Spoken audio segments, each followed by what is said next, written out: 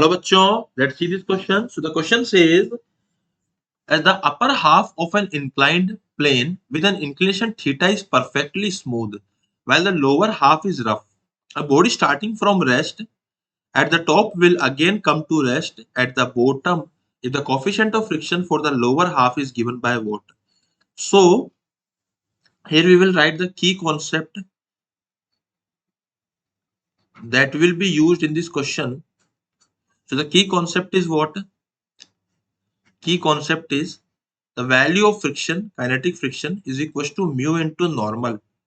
Okay तो ये तो हो गया हमारा main concept and the second thing is we can use that v square is equals to u square plus 2as. This is equation of motion that will be used here in this question. So let's start the question using the key concept. तो हमारे पास में यहाँ पे एक inclined plane है and ये inclined plane है and this angle is theta. Okay so this is smooth portion and this is rough portion, है ना.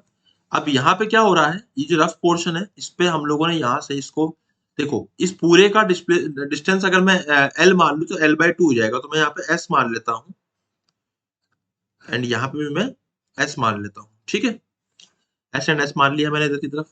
अब यहाँ पे क्या हो रहा है कि इस तरफ हम लोग कहेंगे यहाँ पे फोर्स लगेगा एम जी साइन थीटा, है ना. और स्मूथ है, स्मूथ है तो यहाँ तक कुछ स्पीड इसको मिल जाएगी. तो हमने मान लिया कि जो स्पीड थी यहाँ जीरो थी एंड यहाँ पहुंच के कुछ स्पीड हो जाएगी v एंड यही स्पीड यहाँ जाके दोबारा जीरो हो जाएगी, v dash final is again zero.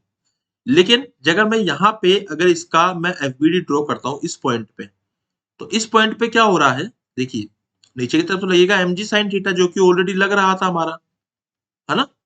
And अब यहाँ पे लगने लग जाएगा फ्रिक्शन. तो basically M G sine theta इधर लगा यहाँ तक और इसके बाद फ्रिक्शन लगेगा आगे, तो फ्रिक्शन की वजह से दोबारा रुकेगा ये. तो अगर मैं बात करता हूँ फर्स्ट हाफ की, फर्स्ट हाफ जर्नी, तो फर्स्ट हाफ में क्या हो रहा है, इसका u जीरो था और v हो जाएगा मेरा समथिंग v. तो मैं लिखूंगा यहाँ पे v square is equal to u square plus 2 into a into S. तो what is the value of v? तो v स्क्वायर की वैल्यू आएगी 0 plus 2 into acceleration multiply by displacement कितना हो जाएगा, यहाँ पे s मान लेता हूँ मैं ना. तो मैंने v की वैल्यू लिख दी 2 into a into sorry.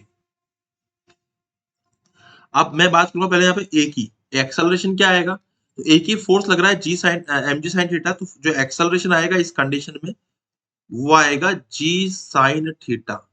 1 second, इसको मैं यहाँ पे नहीं, है ना, मैं मान लेता हूँ कि यहाँ पे जो एक्सेलरेशन आ रहा है it is g sine theta.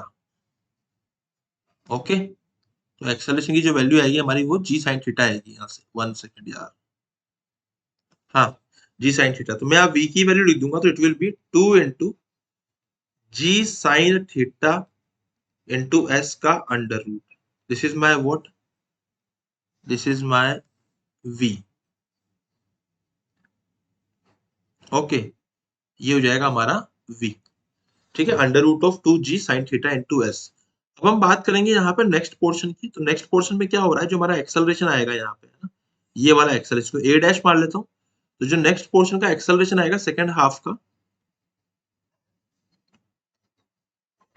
Second half, तो acceleration will be equal to mg sin theta which is the net force minus mu mg cos theta. क्योंकि फ्रिक्शन की जो वैल्यू होती है वो म्यू इनटू नॉर्मल होती है एंड नॉर्मल की जो वैल्यू आएगी वो यहाँ पे mg cos theta के इक्वल आएगी.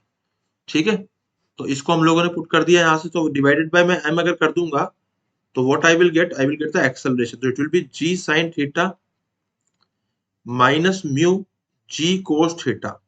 This is my new acceleration which is a dash.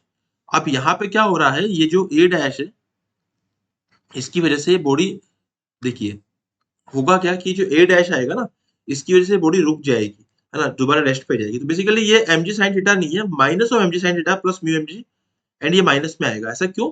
क्योंकि रुकेगी तभी जब एक्सेलरेशन नेगेटिव मतलब उल्टा आएगा, पीछे की तरफ लग रहा होगा. तो वी कैन कंसीडर कि एक्सेलरेशन हमारा पीछे की तरफ लग रहा है. ठीक है, वो तो ऑटोमेटिक नेगेटिव हो जाएगा, बट ठीक है मैंने फिर भी पीछे की तरफ मान लिया है. अब हम ये मानते हैं कि जो एक्सेलरेशन था पहले यहाँ से यहाँ तक था, इससे स्पीड मिल गई हमको कुछ. अब जो भी स्पीड मिली अगर मैं फाइनली इसको लिखता हूँ v डैश का square is equal to v square plus 2a dash into S. तो व्हाट इज वी डैश का square? It is 0। Finally V का स्क्वायर कितना था हमारा? G 2g sin theta into S minus 2 into acceleration is what? It is mu g cos theta minus g sin theta. Okay, multiply by displacement. Displacement हो जाएगा हमारे यहाँ पे s। इसको सोल्व करा हम लोगों ने, है ना। यहाँ से 2 कॉमन ले लिया, g कॉमन ले लिया, s कॉमन ले लिया हम लोगों ने, तो बचा क्या?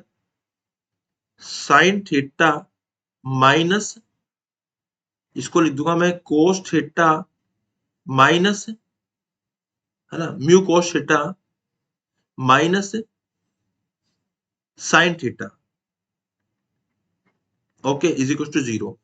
तो यहाँ पे हमारा जो वैल्यू आएगी माइनस माइनस ये प्लस हो जाएगा बेसिकली, तो प्लस साइन थीटा। तो ये कितना आ जाएगा हमारा यहाँ पे? Sine theta is equal to हमारा आ रहा है म्यू कोस थीटा।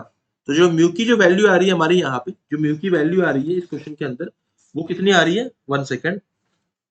यहाँ से हम लोग कह सकते हैं, देखो 1 सेकेंड, ये आ रहा है मेरे पास 2g साइन थीटा एंड ये आ रहा है हमारे पास में 2 mu G cos theta minus जी साइन थीटा इनटू एस। तो एस तो मैंने ऐसे कॉमन ले लिया है, ठीक है। अभी जाके यहाँ से यहाँ तक के जाके डिस्प्लेसमेंट रुक जाएगा, तो डिस्प्लेसमेंट मैंने मान लिया है एस।